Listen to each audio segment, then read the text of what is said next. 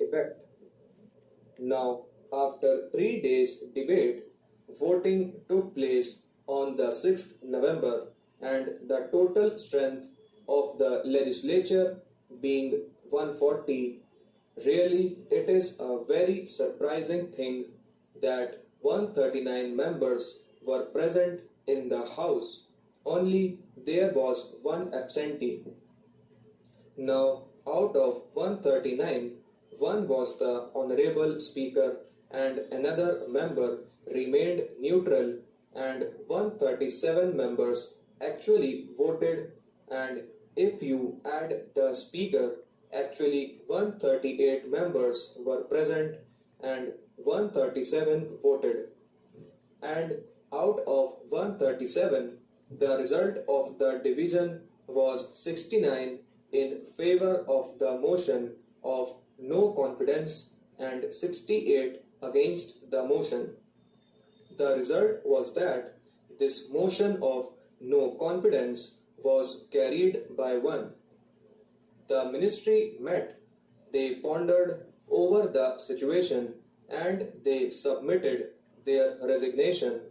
But along with the resignation, they also said that having regard to this want of equilibrium and always uncertainties prevailing, it was desirable that there should be a general dissolution so that people may be given an opportunity or having a stable government for themselves of pronouncing their own opinion upon this big question of prohibition and all other relevant questions. That is what they did. They submitted their resignation and they gave this advice. Now, sir, the governor was faced with a very difficult situation.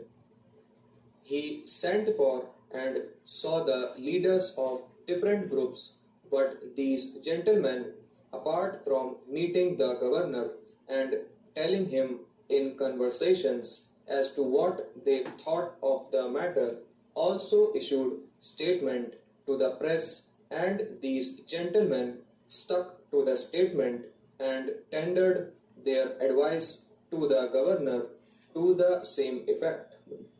Sir, we had given notice of a question of privilege yesterday, and I understand that the Andhra bill is coming up before the other house at 5:00 p.m. today.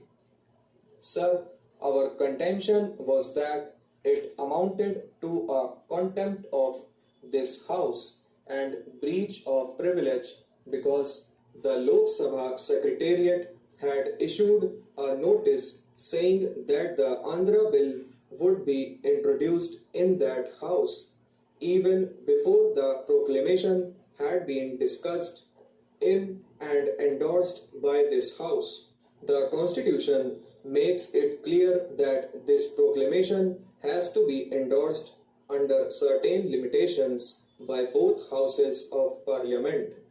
Now, sir, we feel that the Lok Sabha Secretariat has anticipated the decision of this house. They should have waited till the verdict of this house on the question of proclamation was known to them. Therefore, I submit that this notice has operated to the prejudice of the house as a whole.